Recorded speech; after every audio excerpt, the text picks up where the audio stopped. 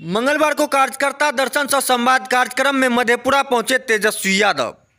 नमस्कार, आप देख रहे हैं बिहार सिटी न्यूज। खबर मधेपुरा से। बिहार के पूर्व उप मुख्यमंत्री तेजस्वी यादव ने मधेपुरा सर्किट हाउस में प्रेस वार्ता के दौरान सरकार को सीधा निशाना साधते हुए सुनिए क्या कुछ कहा है। बाद में कहेंगे कि अब असेंबली का चुनाव की जरूरत ही नहीं है, नॉमिनेटेड सीएम गवर्नर दे दो। ये बीजेपी के लोग जो है रियल इश्यूज पे बात नहीं करते। खर्चा बचेगा तो प्रधानमंत्री कितना खर्च करते हैं विज्ञापन, इलेक्शन से ज्यादा तो विज्ञापन पे ना खर्च करते हैं भाई। 11 साल में अब तक कितना विज्ञापन पे खर्चा किया जरा बता दे, हिसाब दे दे भारत सरकार, जरा बताए कितना खर्च हुआ, अगर खर्च ही बचाना है तो।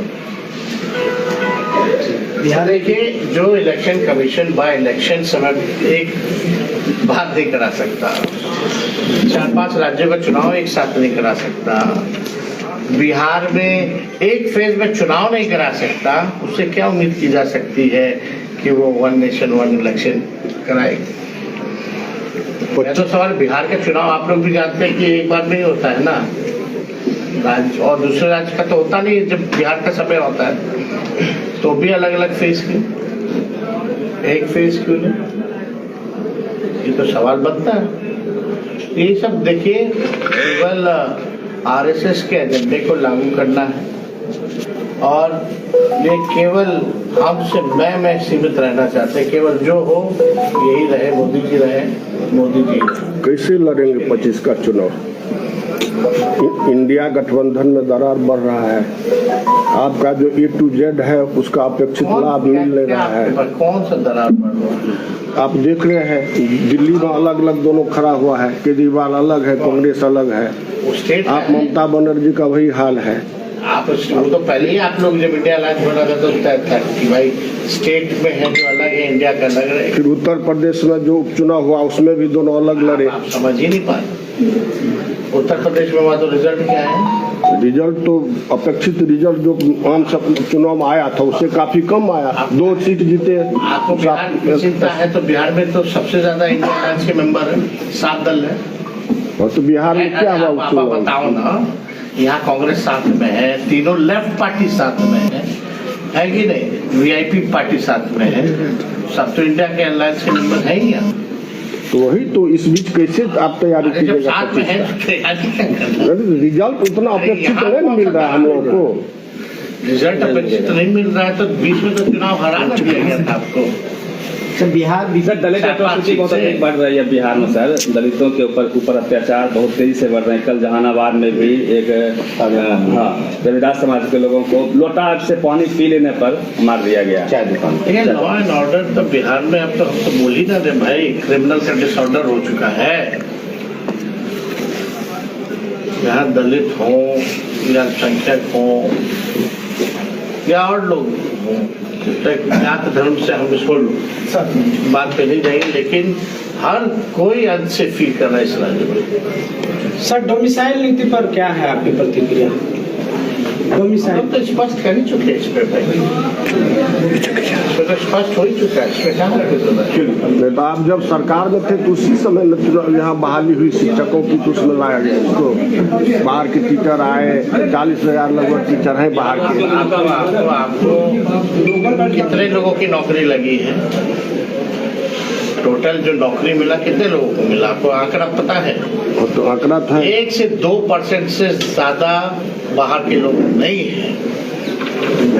और ये तब था जब मैथ्स के टीचर बिहार में कोई फॉर्म ही नहीं भरा, इंग्लिश का टीचर को बिहार में मिल ही नहीं रहा। तो विद्यालय में आप मैथ्स नहीं पढ़ाइएगा, इंग्लिश नहीं पढ़ाइएगा, तो पढ़ाइएगा तो लाइएगा कहाँ से टीचर जब बिहार में मिल ही नहीं रहते?